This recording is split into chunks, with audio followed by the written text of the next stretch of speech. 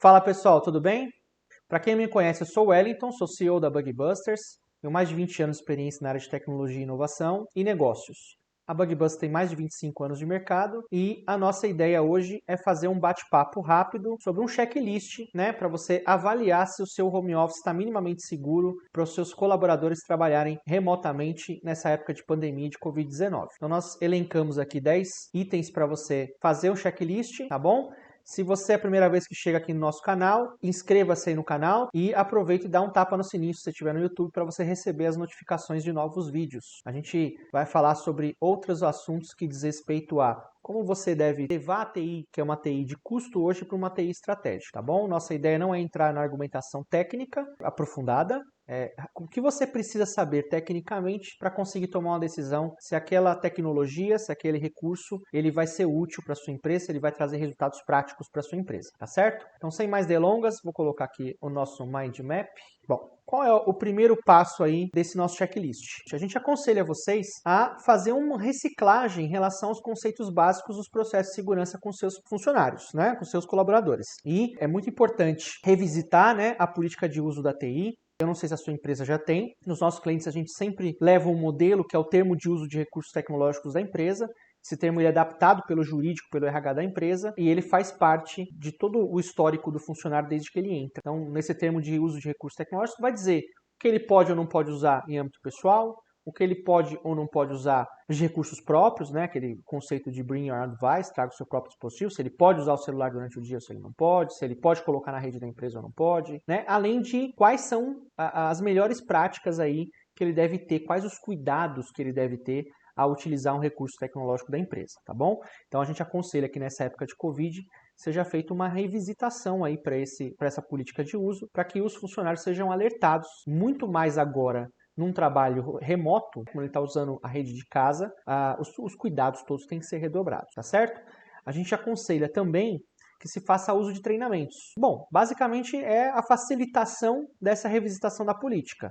Através do treinamento, você pode falar sobre a segurança básica no uso da TI, você vai falar um pouco sobre phishing, antivírus, os cuidados que ele deve ter, que a gente, na verdade, você pode inclusive usar esse próprio checklist aqui para te guiar nesse treinamento desse usuário, né, desse colaborador, fica à vontade para fazer uso disso. A gente aconselha que se fale sobre a segurança básica do uso da TI no home office. Então, revisitar as políticas que é o básico, serve para qualquer lugar, e aquilo que é específico para a parte do trabalho remoto, para quem está fazendo um regime de home office aí nessa época de pandemia, tá certo? O que mais? Aumentar a segurança da rede doméstica, né? Então, o segundo passo é a gente olhar os itens para aumentar essa segurança dessa rede dentro da casa do colaborador. Passos básicos, pessoal, são coisas bem simples, tá? A senha padrão do roteador. Tem muitos roteadores hoje, então depois a gente entra no conceito, se você não sabe a diferença entre modem, roteador, AP, enfim, extensor de sinal, vai ter um card aí, né, mostrando aí links para artigos ou para outros vídeos que a gente explica os conceitos de cada um desses recursos aí que você precisa saber.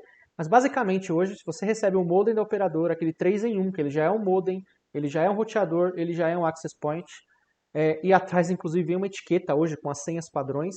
Então a nossa primeira dica para você desse checklist é: peça para o seu usuário trocar a senha desse roteador doméstico, tá certo? Hoje, se você fizer uma pesquisa rápida, senha default, senha padrão, roteador, tal, você vai ver que ele já tem uma série de registros mesmo no Google, mostrando quais são as senhas padrões de vários roteadores aí no mercado, tá certo? Então, é super simples. Normalmente você vai colocar o IPzinho lá do roteador, tem inclusive a instrução nessa etiqueta, ou numa pesquisa do Google, rapidamente você vai conseguir encontrar isso. Ou peça ajuda para o pessoal de TI do seu negócio, que eles com certeza vão conseguir te apoiar, tá bom? Outra coisa importante que a maior parte desses roteadores traz é o WPS. O WPS é aquele botão que você pode apertar atrás do seu roteador, aperta na impressora ou em outro dispositivo wireless, ele faz a troca das chaves de segurança e já se faz uma autoconexão sem precisar fazer grandes configurações. Esse protocolo é um protocolo conhecidamente já inseguro, né? Então a gente já aconselha que você desabilite a função de WPS se você tiver isso no teu roteador habilitado, tá ok? O que mais? Pontos de risco. A gente costuma dizer o seguinte: não só o seu computador que você vai fazer uso para o trabalho remoto, mas também tentar identificar quais os outros dispositivos e recursos você tem na sua rede que podem impactar na segurança dessa rede doméstica. Então, outros dispositivos que fazem conexão, um videogame, uma televisão, se esses recursos estão atualizados, né, se eles estão todos com o update certo, correto, né, afirmado. Se você faz uso, por exemplo, de algum desses sistemas de IPTV, é bom olhar a parte de segurança desses sistemas também, porque alguns deles podem trazer um impacto para a segurança da rede doméstica. E quando você fala que você vai fazer um trabalho doméstico, vai fazer acesso à rede corporativa, à rede da empresa, é importante que pelo menos mapeados esses riscos, eles sejam e que você possa tomar as ações mínimas de mitigação desses riscos aí dentro desses equipamentos, ok?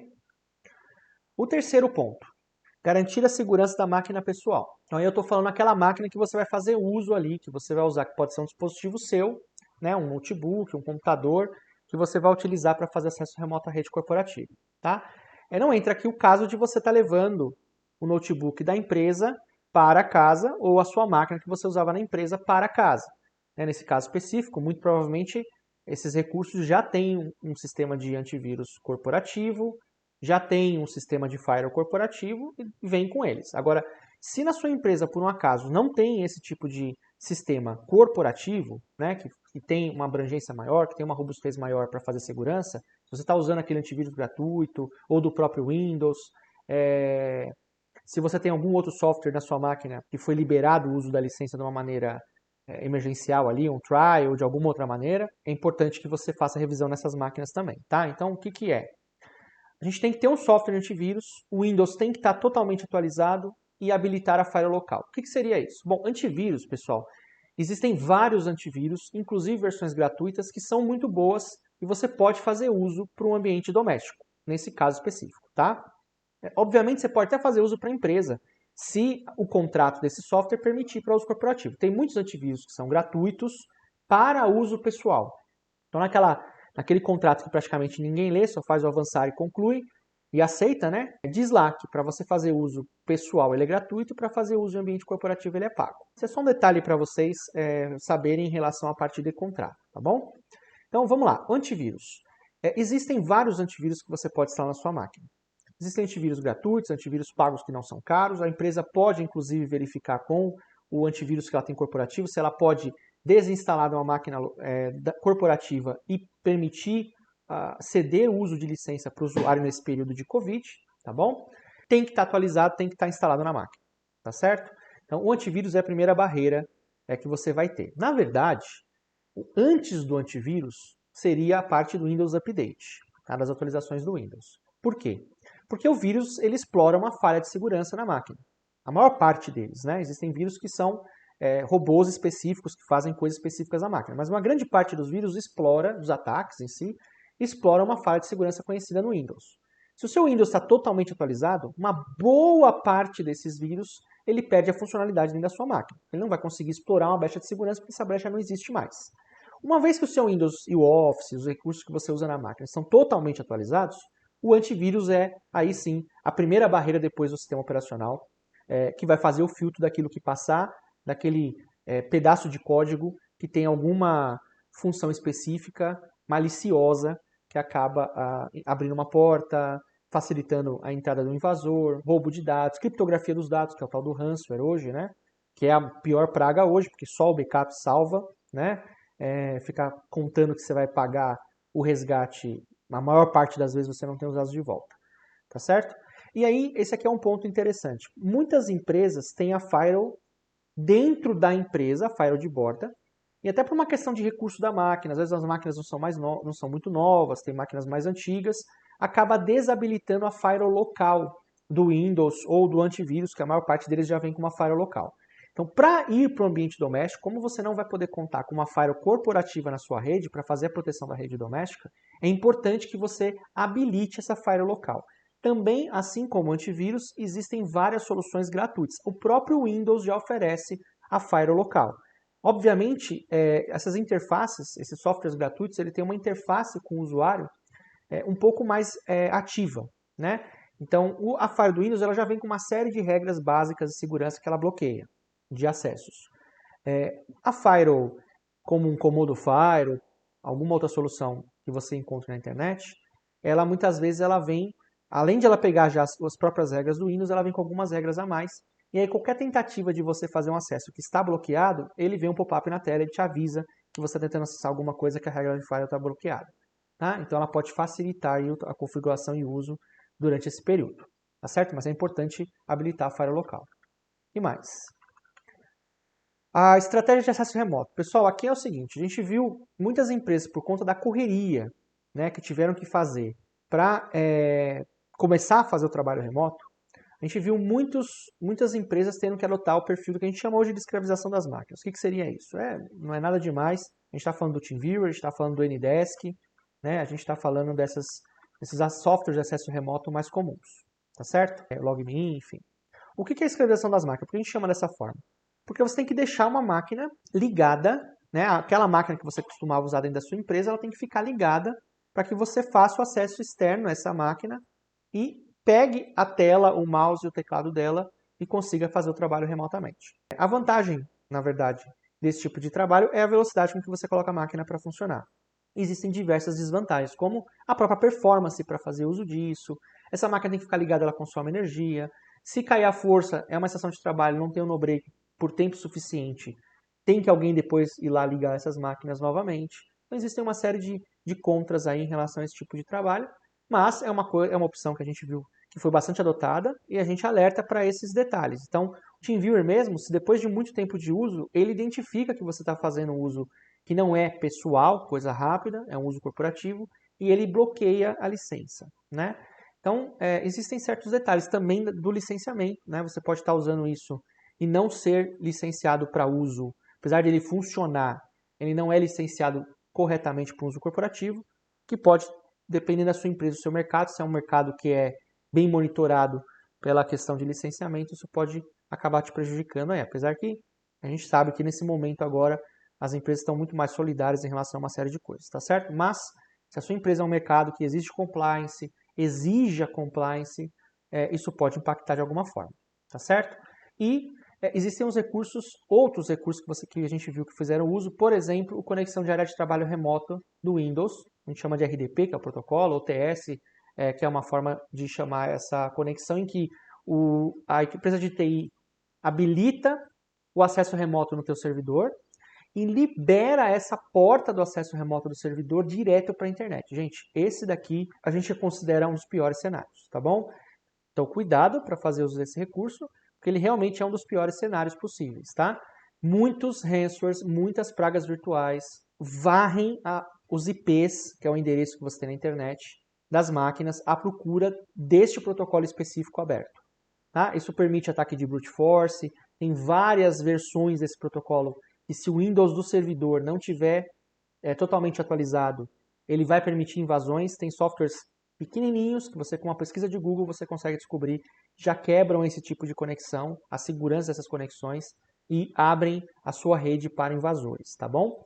Então, cuidado ao usar esse tipo de coisa. Se você está na sua casa usando lá a conexão de área de trabalho remoto e acessando direto o teu servidor, sem estar fazendo uso de uma VPN, sem fazer uso de outra ferramenta de segurança, tome muito cuidado porque a sua rede deve estar exposta, tá bom? Acesso remoto com VPN corporativa. Este é o que é recomendado para um trabalho de home office, um trabalho remoto seguro para os seus colaboradores, tá certo? A VPN, para quem não sabe, né, é um Virtual Private Network, é uma rede privada virtual. Você tem a sua máquina aqui na sua casa, fazendo uma conexão através do seu roteador com a internet, que é a rede pública, né, e o seu servidor na empresa está fazendo conexão através da rede pública. Para você trafegar os dados corporativos nessa rede pública, você tem que criar um túnel virtual que cripta todos esses dados, né? Ele troca uma chave e só as duas pontas que tem essa chave conseguem ler esses dados. Então, se ele for interceptado no meio do caminho, né, não vai fazer nada porque quem não tiver a chave não consegue ler, tá certo? Mas, Wellington, isso é muito caro, não deu tempo. Gente, vamos lá, a gente vai passar algumas opções para vocês, tá? Sua rede é pequena, até 5 usuários, tem a opção do Hamash. É uma ferramenta do próprio LogMeIn, até 5 usuários você consegue fazer uso dessa ferramenta gratuita, tá bom? Então, se você não tem o home office, não está integral, são só algumas pessoas, ou se a produção está funcionando, o administrativo é menor, não vai ser todo mundo ao mesmo tempo, é uma opção viável. A licença também não é muito cara. Você instala isso no teu servidor do lado de lá, no Windows, pode ser no teu Windows Server, dentro da sua empresa, instala os clientezinhos na máquina e você vai permitir fazer essa conexão via VPN, tá bom? Uma vez conectado na VPN, seja qualquer uma delas, você vai funcionar como se você estivesse dentro da rede, tá bom? Então, nos melhores cenários, se você levou o teu notebook para fazer o uso dele em casa, você já usava na rede interna, está trabalhando em casa com ele, uma vez que você conectar na VPN, você vai continuar abrindo as suas pastas, os seus arquivos, os seus aplicativos, todos que rolam na sua rede, como se não tivesse alterado. Obviamente, isso depende da questão de velocidade de internet, tanto da empresa quanto da sua casa, tá bom? Isso aí também, inclusive, é um outro assunto que a gente tratou em outro vídeo, as diferenças da internet compartilhada, da internet corporativa. Depois vocês acessem aí para saber um pouco mais sobre isso. Bom, o Hamashi, então, ele permite, tá aí o link, vocês podem pegar essa versão. Uma vez conectada essas redes, vai trabalhar normalmente. Se você levou o computador da sua empresa para casa, também, tá? Então, às vezes, a forma mais rápida é uma vez que eu instituí a VPN, uma vez que eu implementei a VPN, eu posso pegar aquele recurso que estava dentro da empresa, levo para casa com todos os aplicativos já configurados, já conectados, certo? E vou fazer uso disso tranquilamente, com mais segurança. A máquina corporativa já deve ter as ferramentas corporativas implementadas, certo? Não com o risco de uma outra pessoa da minha casa usar a mesma máquina e prejudicar a parte de segurança da minha rede interna. Então, tem o Hamashi, é uma opção. O Radmin VPN está nesse site, também é uma opção gratuita. Essa opção, inclusive, ela é free, não tem limite de uso, você pode usar para mais usuários, né? Tem as vantagens e desvantagens em relação à rede, performance e tudo mais, tem que testar e ver qual melhor serve para você. Bom, existem as próprias ferramentas nativas que você pode utilizar no teu Windows Server ou na tua máquina local para fazer uso disso. Inclusive, muitos roteadores, mesmo o doméstico e o das empresas, permitem que você faça uma conexão VPN por alguns protocolos. Isso de uma maneira também sem custo direto. O PPTP é só um aviso para vocês, o protocolo não é seguro, tá? Não use. Então a opção de conexão por PPTP, ele já é conhecido um protocolo inseguro, as firewalls mais novas já não traz essa opção de VPN, então não use, tá bom? Tem também o L2TP, é um protocolo que em alguns sites saiu em um determinado momento de que a NSA ela comprometeu o protocolo. Então faça uso com essa ressalva. Se sua empresa não é uma empresa que tenha nenhuma restrição em relação a isso, ele pode ser usado, tá bom? Mas a gente tem protocolos melhores que podem ser utilizados. Então a gente tem opções do OpenVPN, é uma solução também gratuita, você pode baixar, instalar a versão server no teu servidor na sua rede interna, fazer os apontamentos corretos lá no seu roteador ou na sua firewall interna, ou instalar ele na própria firewall, dependendo da solução, e instalar um client na máquina do usuário. Além de ser um protocolo mais rápido, ele é um protocolo mais seguro e também é gratuito para ser implementado, tá certo? A gente acredita que essa seria a melhor opção, é o que a gente indica para os nossos clientes, é o que os nossos clientes usam, de uma maneira integrada às soluções de firewall que eles já possuem, mas é uma opção bem interessante, tá? E o IPsec é a solução padrão, vamos dizer assim, de mercado, de criptação. Ela também pode ser implementada, só que aí você precisa de ferramentas específicas e a configuração não é tão simples quanto o OpenVPN, por exemplo, ou fazer uso de uma ferramenta como eu citei lá em cima, de um Hamashi ou de um Radmin VPN, tá certo? Que é mais plug and play, né? Avança, avança, avança, concluir e tá tudo certo funcionando. Beleza, pessoal? Qualquer dúvida que vocês tiverem, falem com a gente. Vamos para o próximo item. Senhas fortes. Pessoal, nesse checklist é importante que você revisite as senhas. Então, aquela senha mudar 123, mudar arroba 123, aquela senha padrão que muitas vezes você recebe quando acabou de entrar na empresa e a gente vê que muitas vezes muitas empresas não adotam a questão de forçar a troca de senha. Em alguns casos, por política da própria empresa, o profissional de TI até tenta forçar essa ideia de troca de senha, mas por políticas internas da empresa ela não quer. Então, essa é a hora de revisitar as senhas, certo? Então, senhas com mínimo de 8 caracteres, se possível mais, letras, maiúsculas, minúsculas, números e símbolos, ok? É o que vai formar uma senha forte, evitar usar palavras como o nome da empresa, trocar vogais por números, né? O E por 3, essas coisas hoje em dia, dentro das listas de brute force já vem todas essas senhas trocadas dessa maneira, tá certo? Então, tentar evitar isso daí e lembrar os usuários, pedir para os usuários fazerem troca das senhas que eles utilizem, tá certo? É mais uma camada de segurança. E duplo fator, se houver a possibilidade de uso de duplo fator, que faça uso disso. Então, muitos sistemas, com o próprio sistema de e-mail, se tiver um sistema de e-mail corporativo, um Office 365, que tem o Exchange, o Google Suite, você tem a opção de habilitar, dentro desse software, falei e-mail, mas é um exemplo, dentro de outros sistemas, né? Você tem a opção de habilitar o duplo fator de segurança. O que seria isso? Por exemplo, eu vou fazer o login, eu coloquei o usuário e senha e ele fala, olha, te mandei uma mensagem para o teu celular, por SMS, o celular cadastrado, você digita o número aqui para poder comprovar que é você. Tá? Em alguns casos você faz o login num site específico, ele fala, ó, te mandei um e-mail, nesse e-mail cadastrado, você por favor clica no link lá ou me passa o código que chegou até lá para que eu valide o teu acesso. Então, isso é duplo fator de segurança. Nessa época de trabalho de home office, a gente aconselha os clientes que qualquer sistema que você utilize e que possua a opção de duplo fator, que ela seja habilitada.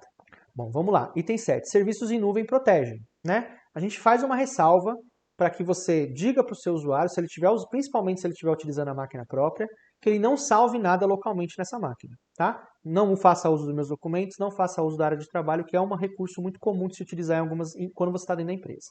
Então, se não existe uma política que já bloqueia isso, mais restritiva dentro da empresa, é uma prática muito comum você fazer uso da área de trabalho ou fazer uso dos meus documentos. A gente aconselha que você lembre esse usuário para que evite isso, tá certo? Se você já tiver um ambiente mais pró-cloud, vamos chamar assim, né? Se já estiver em fase de migração, se já tem o Office 365, já tem um e-mail corporativo, já está sincronizado com o seu Active Directory a partir do usuário e senhas, você pode fazer uso do SharePoint. Existem outras soluções também no mercado, né, que você pode usar. Sempre que possível, se você conseguir fazer o trabalho desses arquivos em nuvem, sem precisar baixar nada para a máquina local, é a melhor opção, sem dúvida. Né? Então, a maior parte dos nossos clientes já tem migrado para o Office 365, já estão utilizando o SharePoint como opção para o trabalho de file server, de servidor de arquivos. Então, vale a ressalva de evitar o máximo possível salvar localmente esses arquivos, até porque a gente vai para outro item que é o backup. Se você não tiver jeito, não tiver ferramentas mais adequadas para fazer uso disso e tiver que usar a área de trabalho, tiver que usar a máquina local, você vai ter que ter uma cobertura extra de backup para essa máquina, certo? Então, a gente sempre tem, a gente já está numa escalada de migração do máximo possível de itens para a nuvem, já faz algum tempo os nossos clientes naquilo que é permitido, né? Se o software de gestão acompanha, né? Se os custos mensais são um pouco mais altos, mas o TCO aí desse projeto, né? O ROI desse projeto acaba valendo a pena dependendo do perfil do cliente, obviamente, tá certo? Mas sempre tem uma opção em nuvem que se encaixa e que pode facilitar nessa questão do trabalho remoto, principalmente porque é um item que a gente acredita muito que veio para ficar. Bom, backup é lei, né? Onde você salvou esse arquivo? Vai salvar local? Precisa pensar na questão do pendrive para fazer backup. Existem softwares de backup que você pode fazer do próprio Windows. Algumas máquinas já vêm com algum software proprietário, né, no notebook, que já pode permitir você fazer o backup. Existem opções gratuitas como o Cobian Backup, que você pode baixar na internet para fazer esse backup. Lembrando, né, pessoal, sincronismo de arquivo não é backup. Ah, tá no Google Drive, tá no OneDrive, tá no Dropbox, na versão pessoal. Isso não é backup, né? O sincronismo não é backup porque você prejudica o arquivo aqui, você prejudica lá. Você errou aqui, você erra lá. Né? Ele sincroniza o erro. Ah, mas tem a lixeira lá que guarda, mas se for uma coisa que você fizer que é muito grande a modificação, muitos desses softwares têm uma limitação do tamanho da lixeira. Você já viu casos em que existia lixeira para, vamos dizer, 1 GB e foi apagado, deletado 10 GB. E aí você não consegue ter tudo na lixeira para poder voltar. Então, não é backup sincronismo de arquivo. Então, te aconselho realmente, se for o caso, você pode ter também o sincronismo, nós vamos falar isso na estratégia de backup, mas que você mantenha o backup local. Existem opções gratuitas para fazer isso. Tá? Salvou na rede. Então, essa questão aqui é assim, se você já está usando a VPN, se você já está acessando as pastas da rede, então não tem por que fazer uso do área de trabalho, não tem por que fazer uso dos meus documentos, certo? Se tiver que fazer porque está lento, o arquivo é muito grande, a VPN está com o link um pouco pesado, eu vou salvar local, vou fazer a modificação e vou salvar na rede depois. Então é só aquele lembrete, né, para que o pessoal de TI revisite as políticas de backup desses clientes. Muitos clientes tinham uma política de backup que tinha que se trocar o HD externo, alguém levava esse HD para fora da empresa, então tem que se revisitar esse processo para que a gente não tenha surpresas. Bom, usou nuvem? Então existem opções de backup em nuvem, né? Não é o sincronismo. O software faz backup, então tudo que foi versionado hoje fica lá salvo, amanhã é outro conjuntinho de arquivos ali, e assim por diante você consegue voltar o seu arquivo no tempo, tá certo? Esse é o que a gente aconselha, a solução que a gente trabalha. Bom, é só um lembrete, o processo 3210, né? Que seria 3 cópias, você tem que manter pelo menos 3 cópias dos seus dados, em pelo menos 2 mídias diferentes, então a gente está falando, pode ser um HD externo, pode ser um servidor de backup, uma máquina sincronizada, enfim.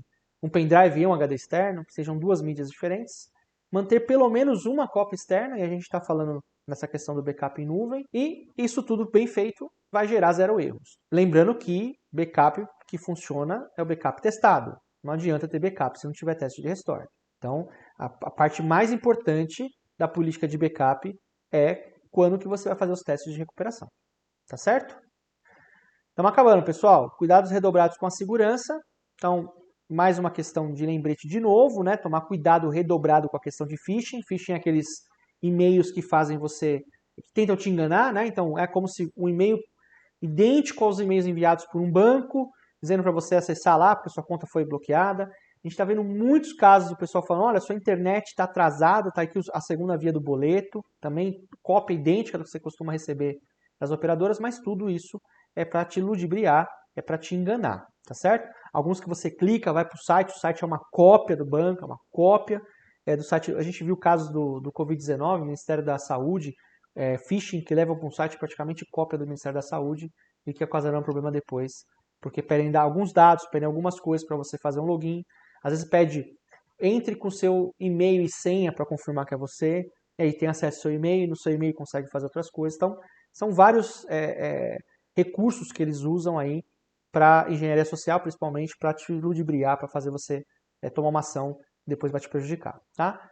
Uso de pendrive, que a gente falou, evitar o uso de pendrives pessoais. Então, se você vai fazer o uso de um pendrive para fazer um backup, compre um novo, né? Se instalou antivírus, já roda o antivírus se não tiver jeito, formata se possível esse pendrive, e aí já roda o antivírus no pendrive, prepara ele e só usa ele para fazer gravações das coisas corporativas. Não misture, não empreste, não usa para o videogame, não usa para outras coisas, para outra máquina, porque isso pode dar problema, tá certo? Cuidado redobrado com os e-mails, né? Onde vem a maior parte das entradas de phishing, de outras coisas, quando não uma tentativa de invasão por alguma coisa aberta no servidor, então tem que tomar cuidado redobrado. Fazer uso, obviamente, do HTTPS, a maior parte das versões novas de browsers, de navegadores, já força o uso do HTTPS, mas tomar um cuidado redobrado com o cadeadinho lá de segurança, evitarem sites que estão escritos não seguro lá em cima, tá certo? E quando fazer alguma navegação, por exemplo, o meu sistema de RP da empresa, ele já é um sistema de RP em nuvem, eu já posso fazer acesso nele para geração dos boletos em nuvem.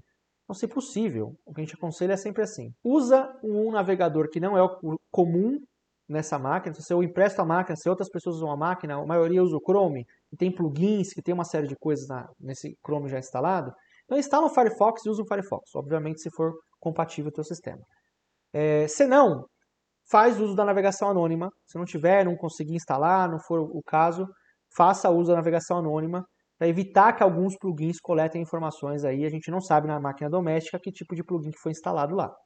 Tá certo? Então é bom evitar. E último é o pensamento em relação à contingência, né?